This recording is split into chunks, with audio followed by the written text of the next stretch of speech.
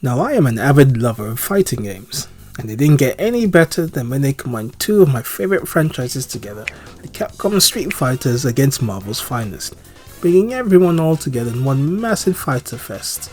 One of my favourite video games of all time, Marvel vs. Capcom 2, New Age of Heroes. Now, just before I dive into this, a little history lesson.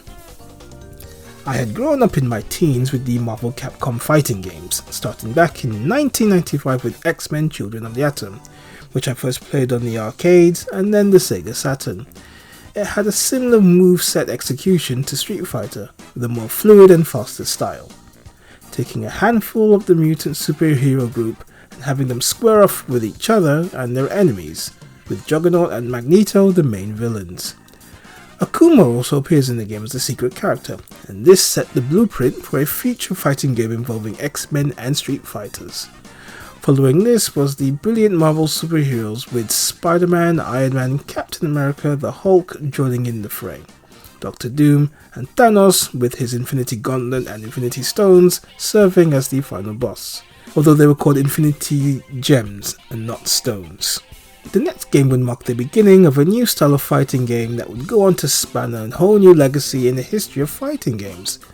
As I mentioned, Akuma as a secret character in X-Men Children of the Atom would serve as a blueprint for a future fighting game, and lo and behold, along came X-Men vs. Street Fighter.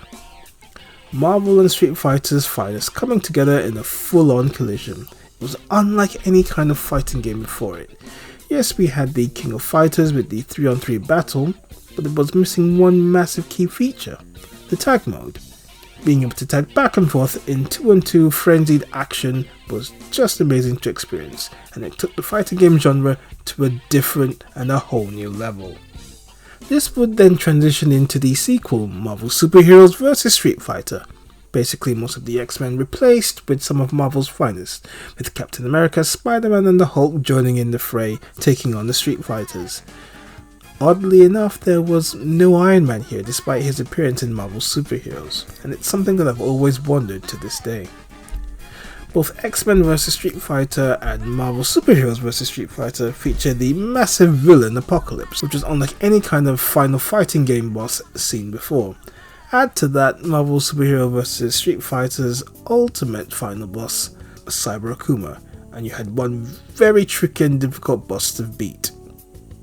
Next up was Marvel vs. Capcom, the first in this long-running franchise that expanded the Capcom universe and added characters beyond the Street Fighter realm, with characters like Mega Man, Strider Hugh, and Morrigan from Darkstalkers. This was a 2-on-2 fighter with a new added element of a third player, which was more of an assistant, who can appear a few times during the match to assist with player damage. The roster on this was kind of limited with only 15 playable characters, and from the Marvel side only War Machine was a new character. Well, not really if you think about it, as he is basically the same sprite as Iron Man, with just a different colour, a different voice, and one more super move. Despite the lack of character depth, it was still a brilliant fighting game, and the final boss in Onslaught was great fun to experience. Now, he was very tough to beat, but as far as final bosses go, he is one of my favourites in the series. I did complain about the lack of a roster in this game. Well, that was not going to be a problem with the follow-up. Marvel vs. Capcom 2 New Age of Heroes arrived in the year 2000, right at the start of the new millennium. It first came out to arcade cabinets in Japan, and then over the course of the next 3 years it was released to most consoles in the Western world, including the Dreamcast, the PlayStation 2, and the Xbox. And years later it was part of the PSN and Xbox Live On Gaming library, which received thousands of downloads. This game, simply put, was a best of and included every playable fighter in the franchise up to that point, from X-Men all the way to Marvel vs. Capcom. A grand total of 56 characters. There were also a few new additions. Guile makes his first appearance in this franchise, and his character sprites are straight from Street Fighter Alpha 3, as were most of the other Street Fighters, although it was in the Alpha games prior to Alpha 3. Ruby Heart and Cable are the newbies who join in the fray. This entry into the franchise brought in yet another great feature. Now, it was a 3 vs 3 tag mode, being able to select 3 characters and tagging at will, whilst combining for an astounding team hyper combo move, just added to the already fast and furious style of the gameplay. There are loads of great characters to use here with many great combinations. There are also a number of characters that I really have zero interest in. Characters like Shumagorath or Darkheart, Amingo, Bibu Hood, and Servbot are, in my opinion, useless characters to have. They're just too goofy and the movesets are not great. They're just not my cup of tea. Now, as for everyone else, there are just too many combos here I could list, but I'll just mention a few of my favourites. Number 1 being Cable, Iron Man and War Machine. Now, not much here in the way of combos from the Iron Man. Cable can get some of those combos with his moves, but the big one is the triple hyper combo finish with all of these 3, which you can land in near 100 hit combo. Second combination is the Street Fighters, Ryu, Ken and Akuma. Now obviously all have similar movesets, but Ryu ranges more in power, Ken more in combos, and Akuma a combination of the two. Depending on how you set the assist type, the hyper combo finish from these 3 could be a double fireball mixed with a rampaging dragon punch. Next up is the X-Men, Cyclops, Gambit and Wolverine. Now either Wolverine is fine, but the one with the bone claws tend to land more combo hits. Cyclops' moveset is very similar to Ryu, and he works well with perfectly timed combos. Gambit with his moveset and combos can cause major damage, and he works well with the other 2 in terms of tag attacks and the hyper combo finish. I'll end on this final combination featuring the Avengers, Cap, Hulk and Iron Man. Now shamelessly, this was more to do with the Avengers movies that came out over the last decade plus, so putting these 3 together, it's really Cap that does well with all the combos. Hulk and Iron Man are more power based, but with practice you could get some serious hits in from them. The hyper team combo finish is okay if unspectacular. And that was just a few of my favourite teams that I love to create in the game. Now from my point of view, there are characters I really wish that they could have added to the roster. Sagat is one such character. It's amazing that in the history of Marvel vs. Capcom series he has never once appeared. I think that needs to be rectified. His movesets and his combos would fit in perfectly with this setting.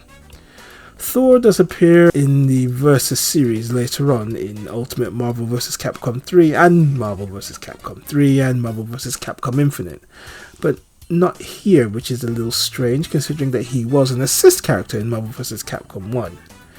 Jubilee, who was prominent with the X-Men during the 90s with the animated show, only appears as an assist character, much like Thor in the first Marvel vs. Capcom.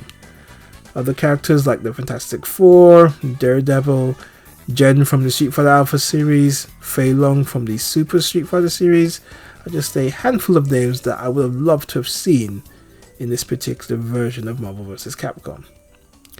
With the status of the MVC series up in the air, who knows if we'll ever see any of these characters in a Marvel vs. Capcom game.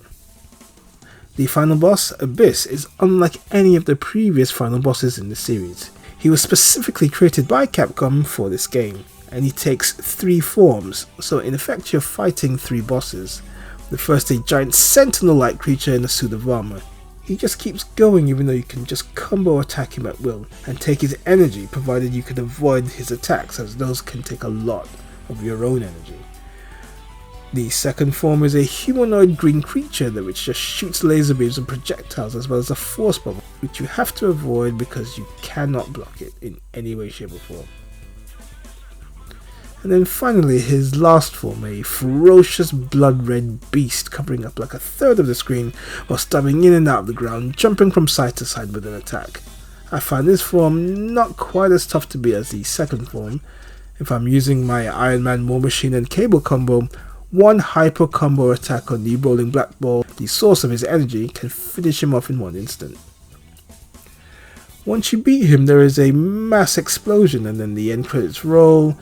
There is no story endings for any of the characters, which for me is a huge drag. The only semblance of a story is Ruby Heart, holding the black ball after the battle is over before tossing it into the sea.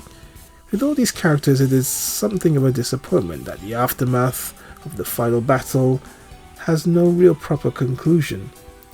Another gripe is the background music. Compared to what we had in previous MVC games, the use of jazz music was very odd and it didn't quite fit the frantic pace of the game. With all the chaos and the action, it just feels completely out of place.